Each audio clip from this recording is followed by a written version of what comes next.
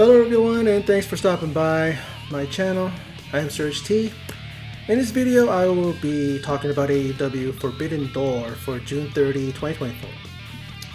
And I decided to cover the 0 hour pre-show. And the opening match was Serpentico versus Kyle Fletcher, who is the former television champion on ROH. He dropped that title in Mexico. And will he continue his two-match losing streak? The guy's a great wrestler, right along the same vein as his fellow Callis family, Don Callis family member, Will Osprey, who we know is going to be challenging Swerve for the AEW World Championship. And so he's going to look to better that streak. Or not better the streak, start a winning streak. And we see a tombstone pile driver by Fletcher, and it isn't enough and delivers a brainbuster on top of the turnbuckle, on the top turnbuckle. Man, these guys really want to tempt fate and break someone's neck or kill somebody. And like I said, and I've said it time and again, I've said it in the past, that Dutch Mantel, Dirty Dutchman, when he talks about one of these days someone's going to die in the ring, be killed, I always have to look at stuff like this and say, yeah, it might happen one day. Because if you keep doing it, eventually there's going to be a major situation, a major medical situation. Someone's going to get hurt. They're going to have their neck snap broken. They're going to be paralyzed. Keep tempting fate there, TK, with your talent. It was a pretty sick move. Kyle Fletcher, I'm sure, delivered it safely, but then at the same time, what if a person slips? It's happened before where someone ends up paralyzed. Remember Draws? God rest his soul, he recently died. But he became paralyzed because of a move. I believe it was D'Lo Brown. He did the running power bomb with him, and he slipped, did Draws, something happened, and Draws just landed right on his top of his head, I believe, and snapped his neck. And he did live a longer life after that, but he never was the same. So, just keep tempting fate there, guys, in AEW. And one of these days, someone's going to get really hurt. And I'm not talking just an injury that puts them out for 5 months. It's going to be not putting them out for 5 or 6 months, but put them 6 feet under. Gotta be careful. Come on now. But Fletcher does win the match. I'm like, who cares? Pretty much saying 0 hour. 0, meaning, does any of this matter? Now, another one. Kings of the Black Throne. Malachi Black and Brody King take on Private Party. I don't know why those guys are still employed. They suck. And they got Gabe Kidd and Roderick Strong. I don't know who Gabe Kidd is. They were hyping him up and pumping him up and all kinds of accolades. I don't know who he is. He looked pretty decent in the match. Did good, And he's with Roddy, so how else would he not look good with Roddy by your side? And then we got Kyle O'Reilly and Tomohiro Ishii, which I always love seeing him. Dude's built like a pit bull, got no neck. And the guy can take any kind of punishment, and he proved that in here. It just doesn't faze him, And then in the end, Kings of the Black Throne win this. And I'm like, why are these guys in a throwaway match? I mean, what is on the line? Does TK not know what he has in these guys? You give him a run with the Trios Championship. And what has happened since then? Malachi Black can't wrestle on his own. They can't give him a title match or put him in the TNT ladder match. And I'll talk about that and how much of a that was, that match. Only one definite ending to that match. I'll talk about that later. Now, Chris Statlander and Mo Watanabe versus Willow Nightingale and Tam Nakano. Or Nakano, as what I call it says. I always thought it was Nakano. Because I'm thinking about Bull Nakano, the WWE Hall of Famer. She's Hall of Fame this year. And I always say Nakano, but he's saying Nakano, so I guess that's how you pronounce it. But in the end, we see Tam Nakano with a hammerlock German suplex into a bridge. And she pins Mo Watanabe and wins it for her and Willow, who at Breach Break edition of Dynamite has that special Dynamite, a Breach Break.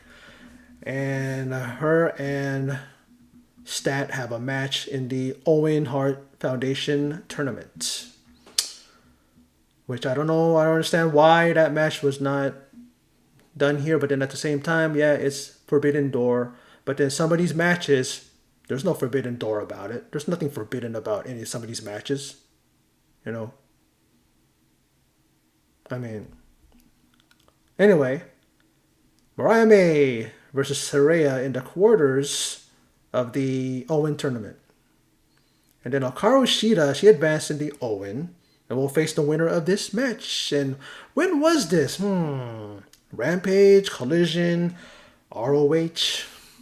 Why are they keeping my Hikaru Shida off of Dynamite? Where I believe she's a member of the ROH roster now. Didn't she challenge, or she was targeting the forever champion, the women's champion of ROH, that being Athena? Is she still the champion? If she is, why? Does TK have something against her? Just keep her on ROH, or is he trying to keep ROH relevant with a dominant female women's champion? I mean, that's a good idea, but we're not seeing her. I saw her, what was that tournament that they had? And that was the only time I saw her was on Dynamite. How long ago was that? In 2023 somehow? I don't know. But she advanced good. I'm happy to see Shida advance. She's going to win the winner. She's going to face the winner of this match.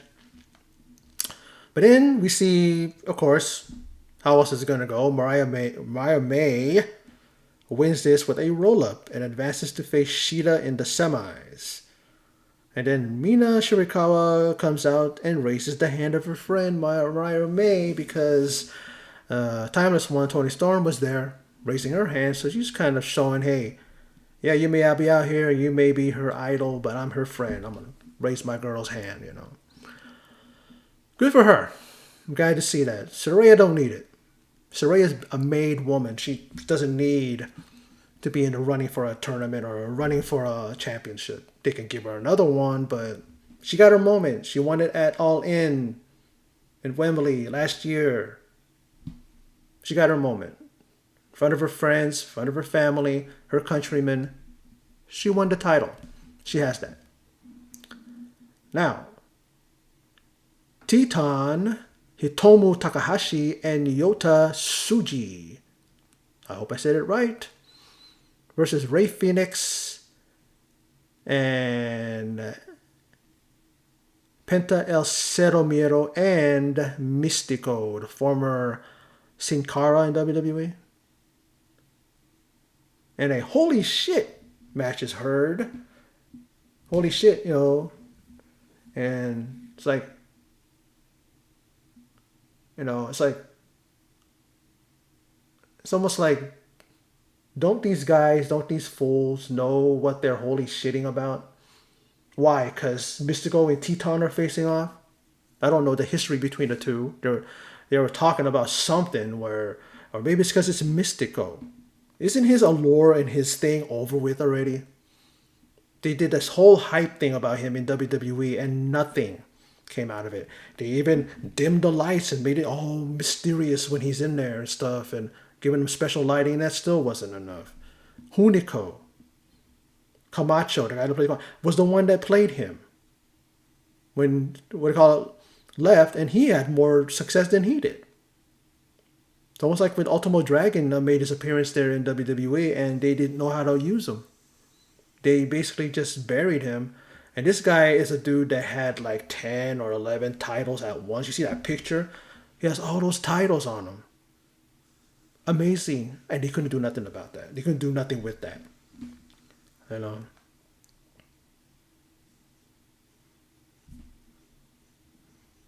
Now, Takahashi and Mystico, they get applause and a reaction. I don't know their history and really don't care if it exists. You know, I don't care because if it exists outside of AEW and not even mentioned in the past. So why would I care?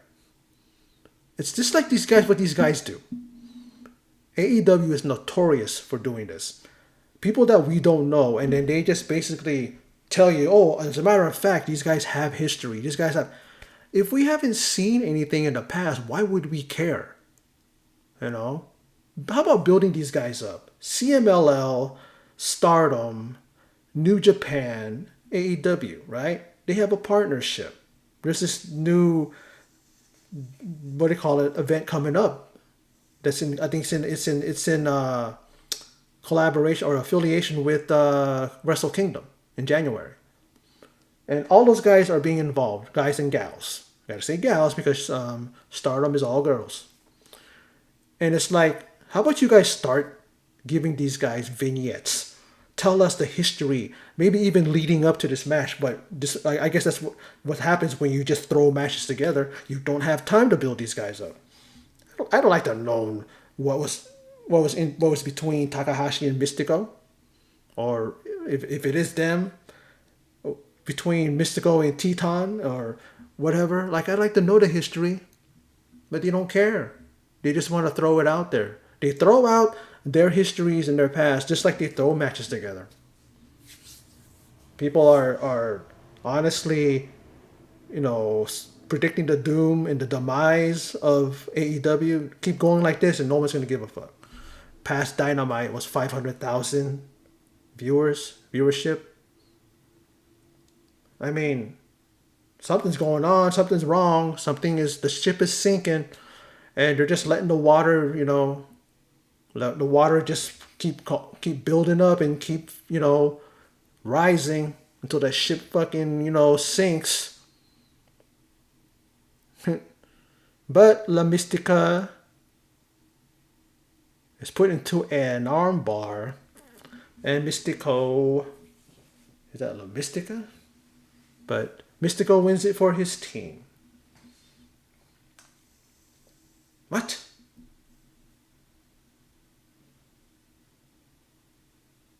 But Mystico put somebody into an armbar. My notes are fucked. I don't know why I wrote that. Because their opponents were Teton, Hitomu Takahashi, and Yota Tsuji. So I don't know who he did, but he did and gets his victory. And I guess that's a good thing because it's Mystico. And everybody's all like, even though they don't probably know who the fuck he is, but they're, pretty much, getting all excited. Practically jumping out their seats. They probably don't even know who he is. They just want to just applause for just whatever. Just to applause. Because I'm happy to be there. I'll applause. Good match. So far, so good. These matches, even the ones these matches so far, this is the last one for the 0 hour, and they were all decent matches. It's just like, you just think to yourself, what is the purpose? What is the point? Yeah, it's Forbidden Door. But I'd like to see something as a reason why. I mean, the match, the tag team match, the one with the Kings of the Black Dome Private Party, and then Gabe Kidd, Roderick Strong, and Kyle O'Reilly, and Tomohiro Ishii. Tomohiro Ishii is the only one from Japan, New Japan. And that's a Forbidden Door. We've seen Tomohiro Ishii before. It's like, it's getting to a point where it's really getting old. It's really getting like, they're running out of ideas. They're running out of people to bring to to AEW for their Forbidden Doors. What's next? Are they going to try to go to Egypt? Are they going to go to India? Are they going to go to other places that have wrestling? Come on over. Let's do a Forbidden Door because we're running out of damn dream matches. Like, if these matches are dream matches, even the ones in the past, there's only a handful. Only a few that you can call dream matches. Tanahashi and Okada come to mind. And they're going to be in a match later on. We'll talk about that later. Did they? No, I think they're on Dynamite. I don't know. Let's move on. The main show. Hechicero versus MJF. Hechicero from CMLL. That is a Forbidden Door. We've never seen this match before. And Hechicero, they've been building him up. I know a little bit about him now, and he actually did very well in this match. He almost had MJF tapping. And I was just thinking of what is happening here, because I'm like, yes, it's Forbidden Door, but will it amount to anything? Will this match amount to anything? What will this do for Max's momentum and his eventual climb back towards the AEW World Championship? It is a competitive match, I might add, but I really did not give a hoot in the end. MJF wins this with a Panama Sunrise. Well, his version. I don't know if you call it the New York Sunrise or something, but he, just like his former tag team partner Adam Cole, hits that, and then he delivers a sheer drop brainbuster and gets the victory. He tried his other moves, stuff like that, but he went with that, and he wins the match. So what's this going to do for him? Hechicero is a very good talent, but what does his stock do to MJF? Will it raise MJF's stock? Will he coming in here and his he's got a pedigree. He's got an amazing record and a history when it comes to him and his wrestling and his history of his what he's done in the industry. But it's like, what is it going to do to MJF if people don't know who he is? And like I said, yes, we do know a little more about him. Let's keep doing that. The guy is impressive. Big as he is, he outweighed MJF, and the guy was doing moves that someone his size shouldn't be doing. But that's how it is with these luchadors. They can be big, small, but they can perform these moves because they've been doing this since they were kids. A lot of them. Maybe all of them. Very good match, like I said, competitive, but where does it go? How does it help MJF? That's the thing. You can't just put these matches together because it's Forbidden Door and it's a match we've never seen before. Like, people want to know about somebody. People want a story. People want to know what has led to this match. Not just as a put together challenge that was done by Brian Cage and the Gates of Agony. Come on. Now, the Elite are up and in trios tag team action. It's the Bucks and Okada. And he was actually announced as Scissor Ace. Who was that? That was Tanahashi. And the acclaimed Anthony Bowen called him Daddy Ass. Asked him to scissor him because it's not there, Billy Gunn. And he did that with Tanahashi. I'm like, what the fuck? Make him look even more irrelevant. Not saying that he is irrelevant. Tanahashi is the president of New Japan. A perfect choice because the history he has in that company, he'll know how to run that company. But you're doing that crap with him? And then, again, with the holy shit chance. Like, it's not even warranted. I mean, I'm like, yeah, Tanahashi and Okada are facing off, right? A holy shit moment, right? But their rivalry is well known. And it's been seen before. We get it. It's not like it's new. It's almost like we see those two, holy shit, holy. I'm like going, is there a reason to say it? Did they do anything? Or is it just because they're there in the ring? I don't go for that crap. That's not enough for me to say holy shit. It's not. And these guys are using the word. Maybe it's because they're using it ad nauseum. Like, save those things for something, that means something. I'm not saying this doesn't mean anything, but they just were in the ring staring off. Like, I get what these guys are trying to do. Holy shit, because those two legends are in the ring. But in the end, does it really make sense when he's doing that? If they don't do anything or they haven't been in a continuing rivalry and then it leads to AEW? Because that's a holy shit moment. Like, holy crap, this feud is going to pop off in AEW. It's been going on for 2-3 months. But then we see a drop kick by Okada on Tanahashi, followed up by the Rainmaker, and the reigning Continental Champion, picks up the win for the Elite. Decent match. I really could give a fuck when it comes to the Acclaimed. You could rain down insults all you want on me. I'm not a fan. I used to be, but they've dropped off considerably. But like I said, decent match. Now, Shingo Takagi versus Bryan Danielson in the Owen Hart Foundation Tournament, first rounder. And whoever wins this match is going to face Pac at Beach Break on Dynamite. And Aubrey Edwards is reffing this. Oh joy. Let's see if she overacts like usual. And she actually did. And is Nigel going to come out of retirement? This is the thing that I've noticed. He's going to come out of retirement and face Danielson. If not, he needs to shut the fuck up. Because his constant bad mouthing of Danielson during this match. It's just like, dude, you need to be the heel manager all around. A heel commentator all around. You're just constantly, on him. And then Taz even says, he goes, why don't you fight him already?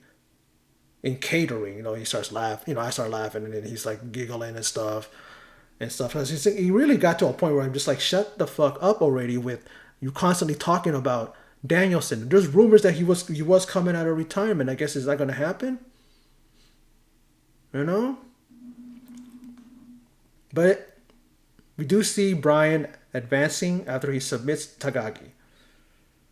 And the commentator said that it was a verbal tap, meaning that he couldn't tap. He couldn't do anything. He couldn't, what do you call it? So, there you go. And Bryan's going to have a banger of a match with Pac. Those two are very physical. They leave it all out there. They don't give a fuck what's going to happen to them and their bodies. They're going to go at it. And it's going to be a really great match. I can't wait. It's going to be cool. Now, Mina Shirakawa challenges Timeless Toni Storm for the AEW Women's World Championship. And then Storm enters to America the Beautiful. And no one hardly reacts. I thought for a second they were in another country. But no, New York are just a bunch of dorks. And then they react when Storm's music plays. And I'm like, you bunch of idiots. Like, show some respect for America the Beautiful. Are these a bunch of damn woke-ass fucking people in New York, in the audience there, in the crowd? People want to disrespect not only this music, but also, the Pledge of Allegiance and the national anthem? Not in my USA. Y'all better stop that bullshit. Anyway, honestly, I'm like Storm took a super DDT off the top turnbuckle and then won in the ring. And then she kicked out. I'm like, boy, no selling at its finest.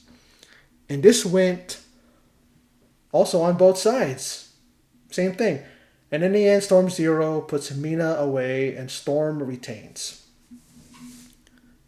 Not regains, as Nigel said. I'm telling you, Nigel McGuinness is one of the great commentators, but he also botches a lot. I don't know if he got worse when he came to AEW, because he was never like that in NXT. He never was. And, of course, he remains champion. And then we see, champagne, and they decide to toast. Or was that on Dynamite? But forget about that. They pretty much shown that they shook hands. They got along. We're thinking, okay, everything's cool, I guess. And then what really, really kind of like let us know that things were okay between the champ and the former challenger is that they all go in for a kiss. Now, Mina is kind of hesitating, looking away, but then with the thing, and then they all kiss. I'm thinking, nice. You know what I mean? Like, I don't mind seeing that. Not only because it shows that they get along and everything's cool, but who's not all about that, right? What do you used to say back in WWE's days? HLA, hot lesbian action. Let's move on from that. Now, Zack Sabre Jr. versus Orange Cassidy. Now, I saw a thumbnail or some kind of article, whatever, that said that Zack Sabre Jr. won this match. And like I said, it was a good, decent match. And Sabre wins this with a submission. And he had all of Orange Cassidy's limbs tied up with nowhere to go. So this probably was another verbal tap. Because he noticed that one of his arms was loose. He just grabbed what available limb that OC had, and he's tied him up. He couldn't get out of it. And he gave up. And Zack Sabre Jr., I've never said that he's a shitty wrestler. I've never said anything like that. It's just the fact that why is it that we only see him once a year, maybe twice? Like, let's see more Zack Sabre Jr. You know, I mean, what kind of arrangement does he have with Tony Khan and AEW? Is it just a a pay per appearance kind of thing where they pay him, he makes an appearance, and then that's it? I don't think he has a contract with these guys with AEW. I'm sure he's still. I think he's tied with New Japan and wherever else he goes, because he was he held the television title there in I think in New Japan, but yeah, like I said, very good match. We'll move on. And then we have Samoa Joe, Hook, and Shibata take on the Boring Tree, which includes Big Bill, or maybe call him Big Boar, and Jeff Cobb, who's the champion. I mean, every time I see Jeff Cobb, he has some sort of a title on him all the time. I mean, the guy, I guess, is money. I guess the guy is trusted to hold whatever belt that a company that he's at, or a promotion that he's at. Oh, it's because he was holding another championship. I forget what it is, but I didn't mark it down or anything, but I guess good for him. But then in the end, the winners are Joe Shibata, because Hook did something that you should never allow, and that is be beat with your own finisher. Hook connected with the Judas effect on the man who actually owns that move and the guy who performs it, and that is Jericho, and he pins Jericho. Maybe doing that knocks some sense into him, and he'll stop this nonsense with the learning tree and all that. He comes out. I'm fast forwarding because I just wanted to fast forward to when he came out. You're coming out waving like he's a damn politician. The only thing he's not doing is kissing babies. You know what I mean? It's just like, enough with that crap. I've said it before. I don't want to keep leaning on that, but it's just annoying. He's really annoying. Now, people saying that he should retire. Maybe not retire himself, but retire that damn gimmick, because it's probably the worst gimmick that he has. And his other gimmicks, I don't mind. This one, it's awful. Now, next up is the ladder match for the vacant TNT Championship. I saw that thing again with Edge, the former champ, when he dived off the top, or however high up he was in the cage, and he just landed flat, just straight. Like he was just standing, because he didn't want to land flush on the damn barbed wire that was wrapped around what do you call it? What do you wrestle, Malachi? I'm trying to remember, jeez. But it's like he did that, and you know that he didn't want to land flush, so he kind of made it to where he was away from it as much as he could. And all he did was just pretty much just blew out. He broke his leg. We all know what happened. But why did he do that? The guy probably has, graham crackers for damn bones now or something like that. Not that fragile, but Jesus, he's going to snap just as easily as graham crackers, right? Like, why would he do that? Be safe. Don't use the barbed wire, wrap that around a person thing. Putting them through a table is enough. And I like it. Edge is my favorite wrestler, one of my favorites. Right up there with Bret Hart. Right up there with and I'll say it, Hogan. I'm a Hulkamaniac. I ain't ashamed to say that. Some of the things he's done recently and the way he carries himself now, yeah, it's kind of cringy. But I'm not gonna apologize for being a Hulkamaniac back when I was a kid and stuff like that. But I mean, shoot me if you want. I don't give a fuck. Now, out versus Mark Briscoe. And next is Kinosuke Takeshita. Then Dante Martin. I don't know why he's in a ladder match. I don't know if he gets flashbacks when he broke his foot, broke his ankle. I don't know what he did, but I know what I saw. Facing one way and his foot's facing the other way. I don't even want to think about it. My God. He must just be tentative when he's in there. Or maybe he's just the way he is. He just throws away. He just goes in there with abandon. He just whatever. I'm just gonna go in there and do my thing and not think about it. And that's probably a good thing to do. And then he's followed by El Phantasmo. I don't know. I'm like, who? All these question marks. Like, who? And then also there's Leo Rush. And then lastly, Jack Perry.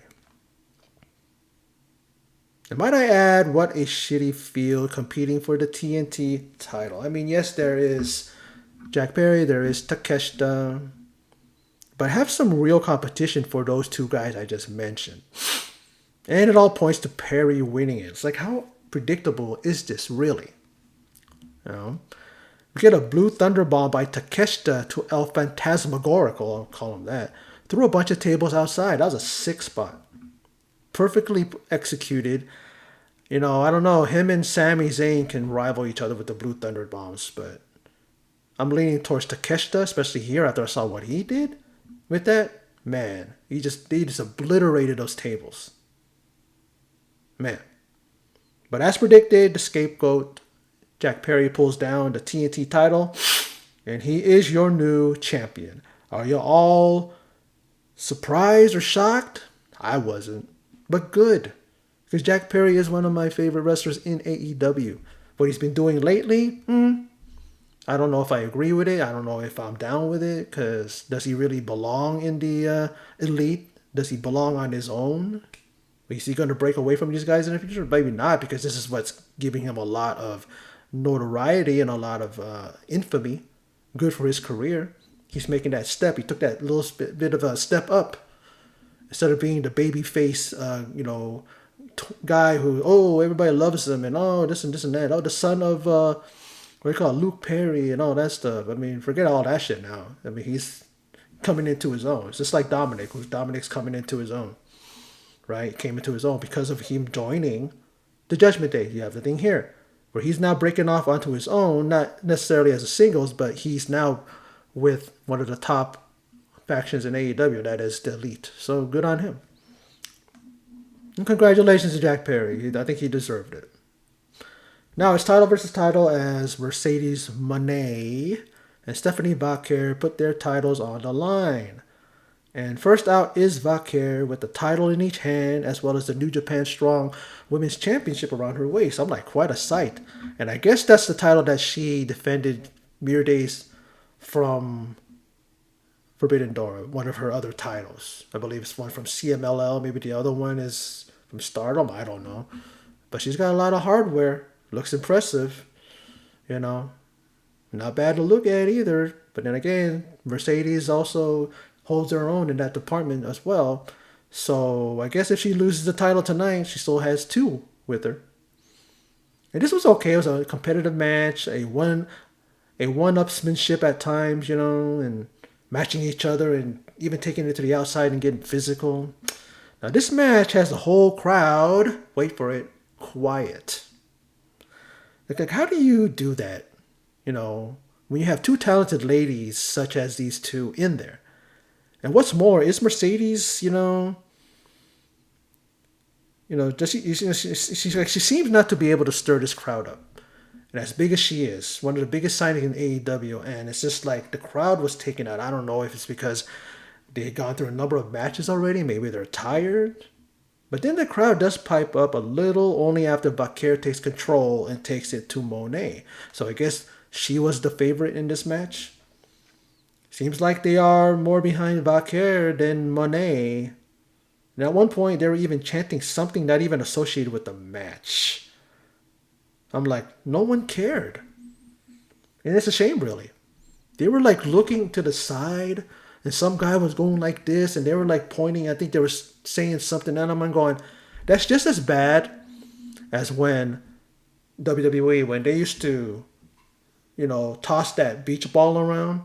Because the matches they weren't into the matches, so they were just tossing them around. And that famous visual of seeing Cesaro, who's Claudio in WWE in AEW, but he's in WWE, and he takes it and pops the damn tire. Pops it. Like enough of that shit. Watch our match. Like they were. It's just like that. We're here. They just weren't into it. But then we see the money maker, however you call it. She transitions that into a statement maker and taps out Vaquer. And she is still TBS champion and the new IWGP Strong Women's Champion. Now, that is kind of like where they're going to go to with it anyways, because that title was actually made for her. She was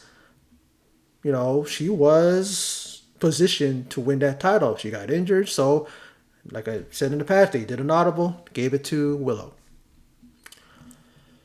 And she's in there. She's celebrating. But before she even has a chance to even breathe and take a breath and just take it all in that she's now a double champion. And this is something that we've been all wondering. When is, Dr. Britt Baker DMD returning? I thought about that before I even started watching Double or Nothing. I mean, that's probably when we saw her last year's Double or Nothing. I don't know when we saw her last. But I was thinking that before I started watching Forbidden Door. Maybe even before that. And then we hear her music. And she is here. The doctor is in the house. And she kept going forward. She'd go back. She goes like this. The pyro goes off. Comes down. And then Mercedes is holding both her titles. Pretty much telling her, you want these? Come get them. And we may see in the near future DMD versus the CEO. I'm looking forward to that because I missed Dr. Britt. Where has she been? I don't know. Maybe her client list of patients has gotten really, really long, really a lot. So maybe she was just busy, giving cleanings and putting in taking out, putting in fillings and pulling out wisdom teeth and all that. So whatever you want to say. So glad she's back. Now where's Adam Cole? Adam Cole, remember when he rose like the Phoenix? Like he's one of those guys at those healing revivals where someone goes, you're healed. And the guy that's in a wheelchair stands up. That's what he did. But then what happened to him? Where's he at? Maybe he's going to make his appearance and maybe at Beach Break. And like I said earlier, Wrestle Dynasty. On the January 5th, 2025 at the Tokyo Dome. And I'm like thinking, isn't AEW, don't they have Dynasty, right? They put that on. Recently. I mean, isn't that their gig? Maybe it's been combined with Wrestle Kingdom. But it, like I said, it does have AEW, New Japan, CMLL, and Stardom. They're all included in that event. So it should be a big time event. That's something I'm definitely interested in.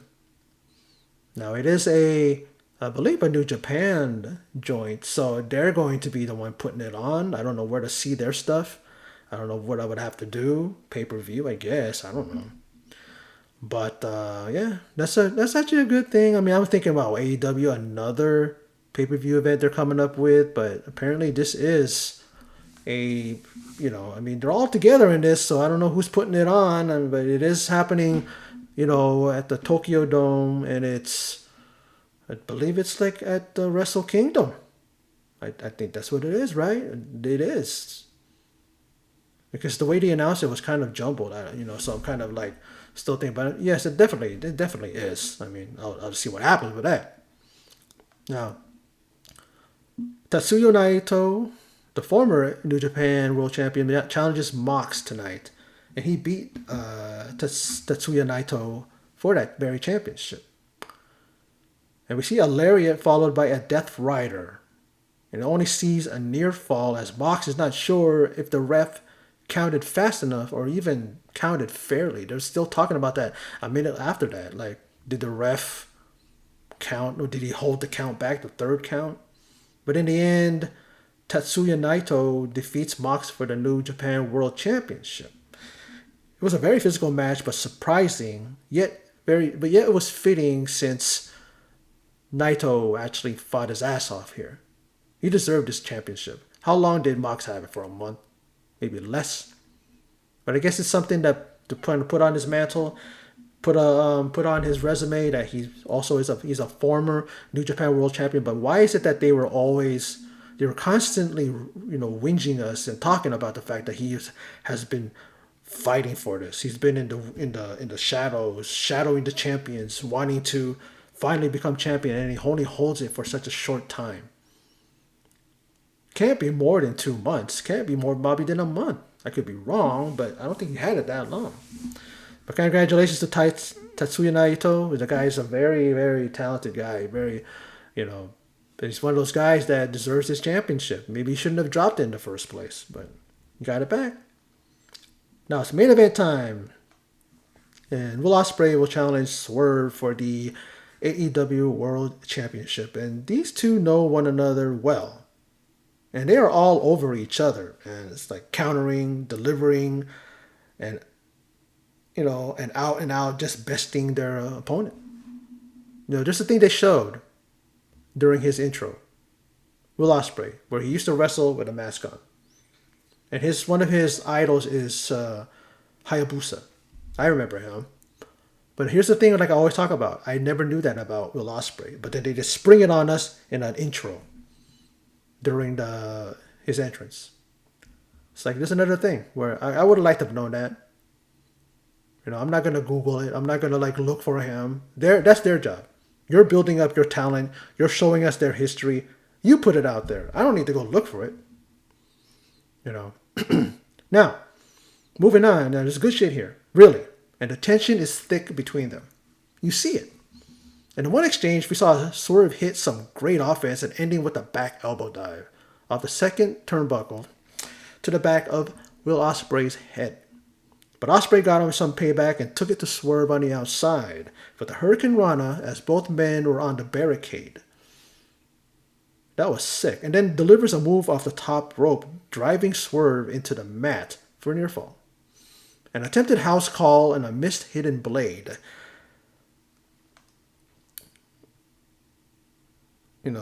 Series of offensive moves by both men and ends with a Styles clash by Ospreay for a near fall. I mean, those sequences and then them actually saying Styles clash. I know there's another name for that move, but they said Styles clash. And then both men off the second ropes on either side. They're on either side. They hit the Os Cutter and Stomp at the same time. It's like wicked sick spot. Like, I'm thinking, how did they do that? Because they actually did somewhat connect and it didn't look sloppy. It's hard to do that, and they did that. They didn't make it look sloppy. It looked really intense. It looked like, holy shit, one of these guys would have been seriously hurt. But they delivered it, and, what are you going to say? Look who's in the match, right? And what did I see next as Swerve delivers what I can only describe as a super angle slam off the top turnbuckle for another near fall. A Swerve stomp on Ospreay, who was laid out on the announcer's desk. And all I can say is, holy shit. I'm like, ow. Like, this is like the way he delivered it and the table didn't give. So you know that hurt even worse than just a regular Swerve stomp. And then Swerve delivers a pile driver on the barricade. I've never seen that before. And then he delivers an inverted suplex and drives Ospreay into the mat for a near fall. I'm like, fuck, man, this match is insane. And then Ospreay somehow recovers, because of course he's Ospreay, and he delivers a super Os Cutter followed by a regular Os Cutter, and then he gets a near fall. I'm like, what? And then Swerve blocks an attempted hidden blade, and then his arms are all like he's probably feeling numbness, and he's just like shaking his hands off when he did that. And then he looks to bend the arm back and snap it like he does, but Ospreay rolls Swerve and gets a near fall and quickly follows that up with an Os Cutter, but it ain't enough for Ospreay. He delivers a Stormbreaker, but that ain't enough either, as MJF looks on, as earlier also Daniel Garcia did that as well. He was in the stands, looking on as Swerve counters Tiger Driver 91 and hits his own version of Hidden Blade. Looked pretty damn good when he delivered it. He delivered it with some like oomph in there, man. Some extra oomph, man. Like he wanted to knock, Ospreay's head off, clean off. Now Swerve misses a stomp, and Ospreay misses Swerve with a Hidden Blade, and then takes down the ref. And in the confusion, sees Swerve deliver a Poison Rana, but Ospreay flips out of it and connects with the Hidden Blade, but no ref available. Now Don Callis shows up and presents Ospreay with a screwdriver. But Nana pushes him down. He said he ain't going to put up with that. And then Ospreay threatens Nana, pushes him up against the steel post. But then he has the thing in his hand. what they call it, then he backs off because he sees that Nana's like, hey, don't do that, don't do this, don't do this. And he's a good guy. I don't know why he's with the Don Callis family because he's not as ruthless and as undercutting, in evil as those guys are. I mean, you can see he's got some kind of morals and some kind of thing, right? So he throws it away and he gets back into the ring, but then he's met with a house call, and then he gets a Swerve stomp, and then it's pinned by Swerve, and Swerve is still your AEW World Champion, or so I thought. As Osprey kicks out, I'm like, Jesus, man. And then Swerve connects with a house call for another near fall. I'm like, come on now. I'm like, this is getting really redundant here. I mean, is Osprey going to win? Because this can't keep happening for him to only lose. And then we get another house call as Osprey is wobbly on his feet. Why shouldn't he be wobbly when he's taking all this damn damage to his body? I mean, come on. He's feeling the effects, and then another house call, followed by the JML driver that finally secures the victory and the successful title retention by Swerve Strickland. And then we see a moment between the champ and challenger as respect is shown from Swerve. He even gives, he grabs, kind of delicately holds Osprey's head and gives him a kiss on the damn top of his forehead here, top of his head. There's like a lot of history. I think they showed one little blurb or something that it was actually both those guys when they were very young together. That's something I didn't know either. In recent weeks, they brought it up that these guys were friends. I didn't know that. Another thing where you just don't know the history between a lot of these guys is just because AEW chooses just to throw them out there. This was a great match. A lot of near falls, a lot of fucked finishes. I mean, we call it not a fucked finish, but it's just a lot of this. It reminds me of John Cena and The Rock, where they kept Rock, hit him with how many rock bottoms, and then Cena, a lot of attitude adjustments. And it's just like, I think that's the start of what we see in wrestling now, where people get hit with finishers and they just kick out.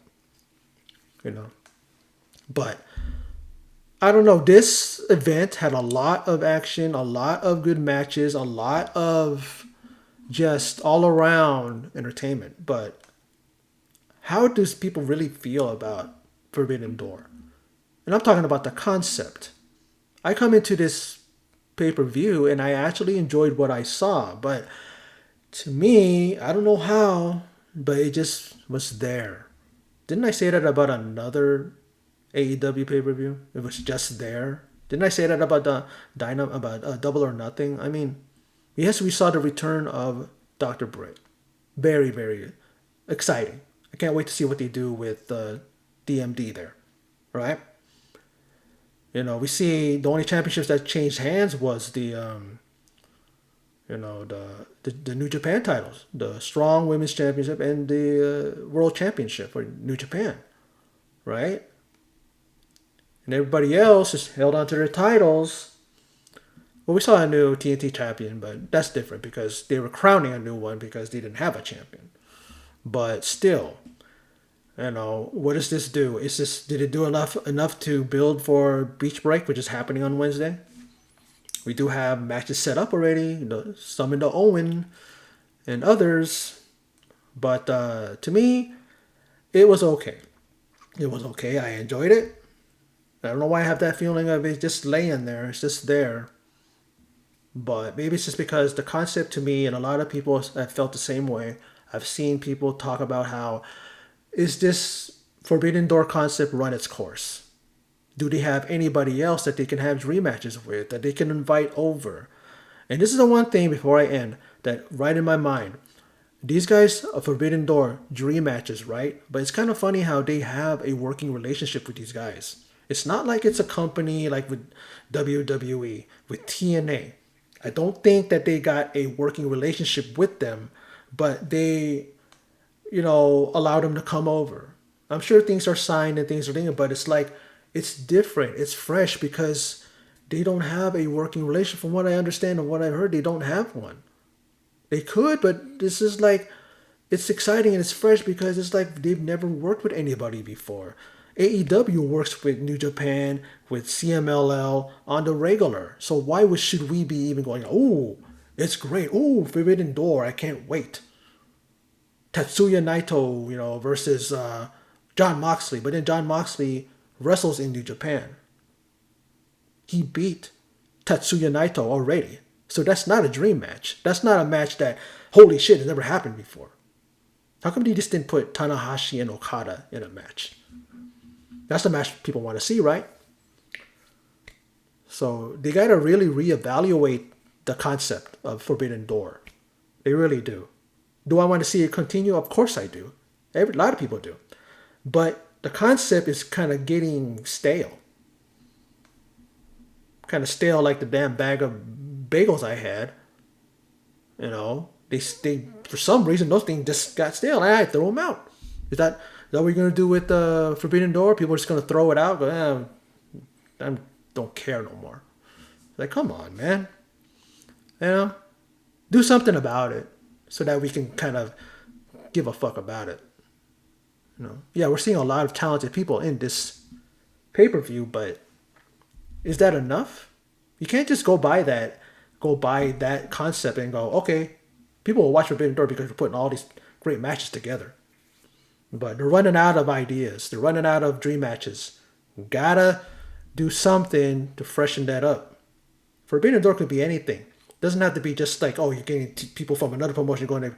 You can kind of do something to where you can freshen it up a little bit. At least a little bit. I mean, come on. Think about it. All these creative minds in AEW, you can't do anything better than this?